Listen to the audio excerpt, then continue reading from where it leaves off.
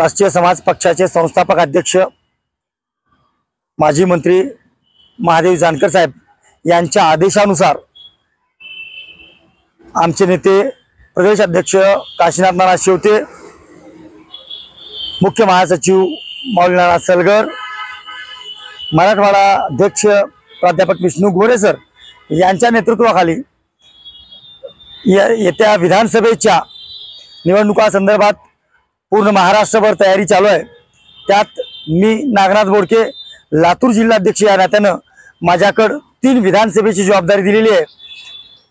निलंगा, अहमदपूर आणि उदगीर या तिन्ही विधानसभेमध्ये माझा उमेदवार उभं करण्याचा पूर्णपणे प्रयत्न आहे।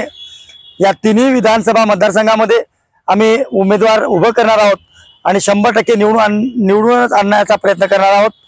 जानकर साहेबांच्या आशीर्वादानं सलग 2 ते 3 वेळा अहमदपूर विधानसभेचा आमदार झालेला आहे आणि आता यावेळेस तर स्वतः राष्ट्रीय समाज पक्षाचाच उमेदवार उभं राहणार आहे आणि त्यामुळं निवडून येण्याची 100% शाश्वती आहे।